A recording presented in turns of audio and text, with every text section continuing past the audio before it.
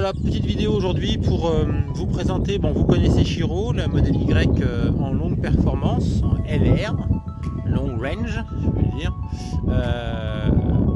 Dans une des précédentes vidéos que j'ai faites, j'ai présenté donc le démon de Shiro qui est la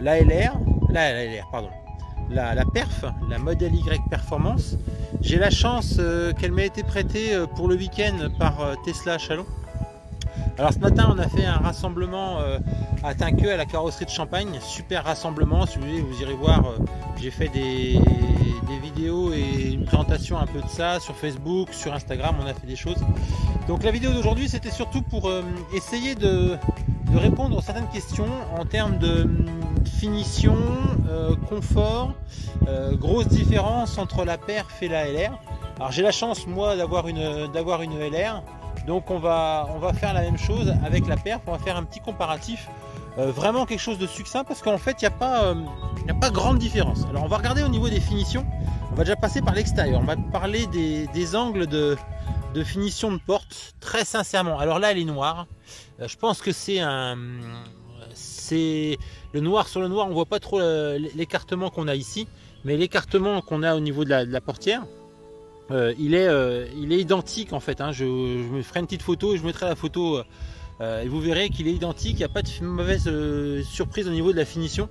La finition est à peu près la même. Moi j'ai pas vu de grosses différences de finition en termes même de joints, etc. C'est un petit peu différent en intérieur, mais en extérieur, moi je n'ai pas trouvé de différence de finition, que ce soit au niveau des caméras. Pour moi ce sont les deux mêmes véhicules. Au niveau du pare-brise, les caméras centrales sont tout à fait pareilles. Alors je vérifie une petite chose parce que voilà, Xav Tesla avait parlé d'un capot qui recouvrait, mais non, toujours pas sur les Y. Sur les 3 il y a un petit capot qui recouvre visiblement, mais pas sur les Y. Donc en extérieur, très sincèrement, moi j'ai pas découvert de différence. Bon, la perf, dans les mesures vous verrez, elle est 1,5 cm en plus basse que la Y long range. C'est ce qui pourrait expliquer la sensation de meilleur confort dans la perf que dans la long range. Alors je parle bien de sensation. Moi j'ai pas vraiment ressenti ça. Donc j'ai eu des échos comme quoi les gens le ressentaient plus que d'autres. Moi j'ai pas eu cette sensation à l'essai de cet inconfort qu'on peut avoir éventuellement dans la long range. Voilà. Donc la long range que vous avez ici, donc stabilisateur. Voilà. Donc Shiro, pour vous remontrer un petit peu les choses, vous voyez que la finition au niveau du joint, je vais même faire un gros plan, j'ai pas de différence. J'ai vraiment pas de différence ou très peu de différence. C'est une différence qui est vraiment pour moi négligeable. Alors là c'est encore plus marqué sur le blanc parce que blanc sur noir on voit un écart, noir sur noir on le voit beaucoup moins. Donc sur l'extérieur, pas particulièrement de différence. Alors vous avez une petite modification récente là sur Shiro, c'est le becquet. J'ai installé un becquet carbone, imitation carbone pardon, parce que faut pas tromper les puristes. Et puis j'ai retiré les enjoliveurs, mais ça vous l'aviez vu sur une de mes précédentes vidéos, j'ai retiré les enjoliveurs et mis des centres d'eau. Donc voilà, la vraie différence, moi j'en ai pas senti au niveau du confort. Je pense qu'on est à peu près pareil. Au niveau d'autonomie, j'ai fait un test d'autonomie en conditions d'utilisation standard. Donc j'ai pas vu de grosses différences. Alors en effet, si on fait le fou, la consommation se fait ressentir, ça paraît un peu logique. Mais en utilisation standard, il n'y a pas de différence flagrante entre l'une et l'autre. C'est vraiment quelque chose d'anodin.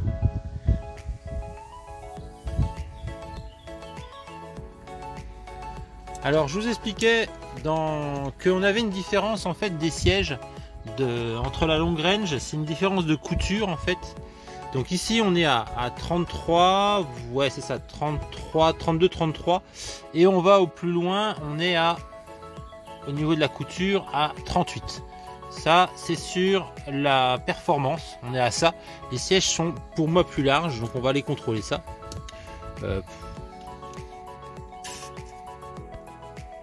Donc là on est dans la long range. Dans la long range on est à donc 39 sur l'avant, au centre 32 et à l'arrière 30. Donc on est bien resserré sur la partie arrière par rapport à la partie avant au niveau des sièges par rapport à au modèle berlinois. Voilà, ça c'était une des premières différences.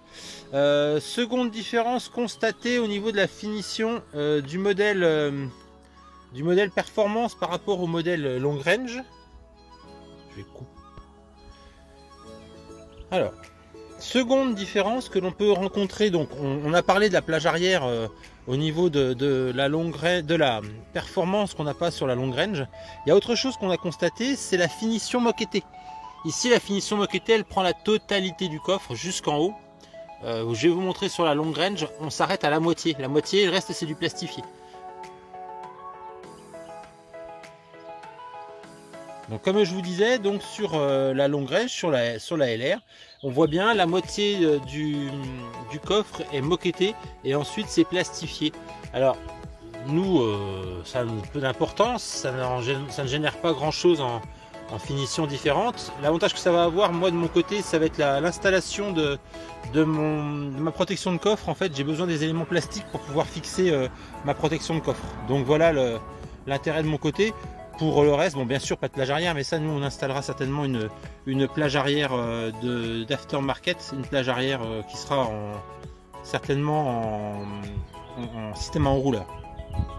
Voilà. La version performance qui vient de Berlin, elle est comme la mienne, elle a le double vitrage à l'avant. Je sais pas si on va réussir à voir le double vitrage avant. On a un double vitrage avant. Ouais, ça y est, on le voit, c'est l'autofocus, c'est fait. Et un double vitrage à l'arrière. Pour moi, il n'y a pas de différence, c'est la même chose. Pour le reste de la finition, bon, on a dit la plage arrière, on va pas revenir dessus.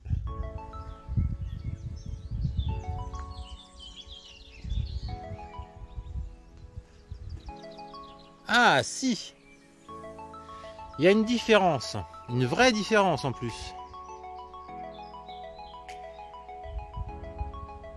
Alors, je viens de voir une vraie différence sur les vitres avant de la LR. On voit bien deux vitres avec un film entre les deux. Ça, c'est assez impressionnant. Sur la porte arrière de la LR, on a une vitre avec un film. On voit bien la démarcation. Si l'autofocus se fait bien, voilà. Sur la performance, on a une différence de vitrage à l'avant. On a un vitrage qui est plus fin à l'avant. Alors, franchement, il y a une différence d'un carreau complet. Alors, j'avais entendu qu'il y avait des gens qui disaient que le confort acoustique était meilleur. Alors, ça vient pas des carreaux, hein, ça c'est certain. Il y a certaines personnes qui ont parlé de mousses qui ont été rajoutées dans les contreportes et dans les montants de pare-brise. Mais au niveau des carreaux, les carreaux avant sont plus fins sur la perf que sur la long range. Voilà. Alors je sais pas si ça joue beaucoup, mais c'est encore une petite différence qu'on vient de se rendre compte. Donc voilà. Pour le reste, ça me paraît identique au niveau de la finition. J'ai une voiture qui est finie pareil. Donc le modèle chinois est fini de la même manière que le modèle allemand. Hein. Ça, moi je vois pas tellement de différence, à part ces petites différences que je viens de vous noter. Donc la moquette qui est différente au niveau du coffre, de la performance qui est une moquette un peu plus enveloppante, qui va un peu plus haut. Les vitres avant, mais je vous dis, s'ils ont baissé le vitrage, ils ont peut-être compensé par de la mousse dans les portières. Et puis je crois que c'est tout. Et puis bien sûr la largeur des sièges à l'avant. Au niveau de la finition intérieure, c'est tout ce que moi j'ai pu trouver sur cette perf berlinoise par rapport à notre LR chinoise. En termes de confort, donc pour revenir dessus, on est sur des grandes jantes de 21 pouces. Nous, on est sur du 19 pouces. Donc techniquement, on est censé être plus confortable. C'est pas flagrant qu'on soit plus... Nous, on n'est pas plus confortable que la performance. La performance, on nous avait annoncé aussi un meilleur confort. Et visiblement, il y est. Moi, je m'en suis pas plus rendu compte de ça. Par contre, je pense que si j'avais des roues de 21 sur la mienne, je sentirais la différence, oui, en effet. Mais là, j'ai du 21 avec un amortissement peut-être meilleur. Moi, j'ai du 19 avec un amortissement moins bien.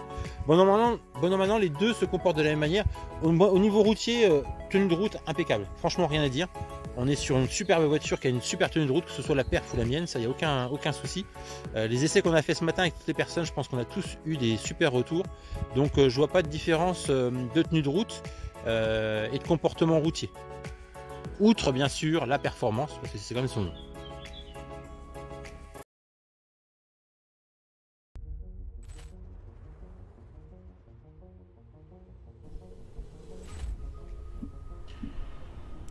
Et bien voilà, donc dans cette vidéo vous avez bien vu les différences entre la modèle performance de Berlin et la LR de Shanghai, ma LR.